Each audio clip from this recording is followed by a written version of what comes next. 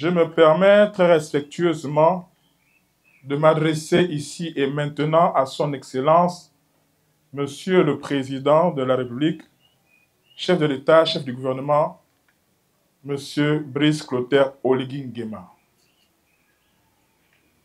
Excellence, Monsieur le Président de la République,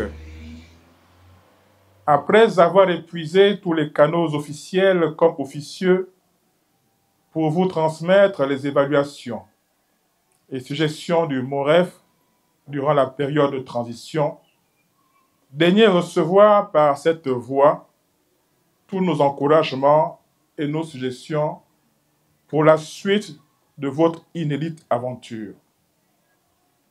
Premièrement, la solitude.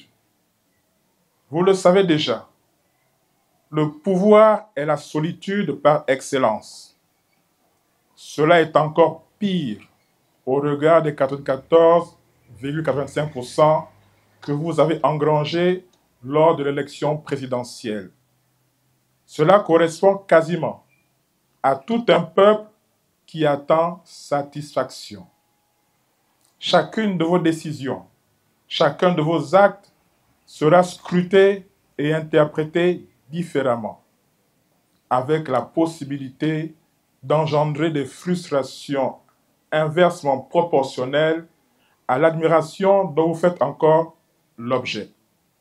Car vous êtes en dernier ressort seul à décider, mais aussi seul à endurer les souffrances de vos choix incompris. Vous n'êtes pas dupe et savez par expérience qu'il pourrait exister des faux semblants parmi vos collaborateurs, intéressés uniquement par l'appât du gain.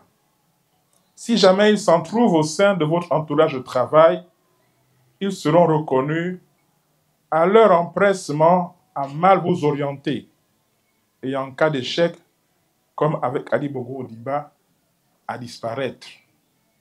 Employez votre solitude à méditer et à rester serein en toutes circonstances. Dans cette solitude, votre unique compagne sera la prière incessante à Dieu de qui vient tout pouvoir. Deuxièmement, le secret. Un sage m'a enseigné de ne jamais planter un arbre à côté d'un tombeau. En effet, en poussant, les racines vont déterrer la dépouille, entraînant ainsi l'émanation d'une atmosphère putride. Ne plantez donc jamais et ne laissez jamais planter un arbre à côté d'un tombeau. Troisièmement, la vérité. La vérité n'étant pas l'opinion de la majorité, soyez comme le philosophe Pythagore et l'astronome Galilée, en avance sur leur époque, pour avoir déclaré à juste titre que la Terre est sphérique malgré une opposition totale. Quatrièmement, la justice et la dignité. Transformer la réalité sociale ne trouve pas facile accueil dans le monde d'aujourd'hui, encore dévasté par la misère et les injustices. Le peuple a besoin, et vous y compris, de la foi qui sauve, de l'espérance qui éclaire et de la charité qui aime. L'homme qui vit en plénitude sa dignité rend gloire à Dieu qui la lui a donnée.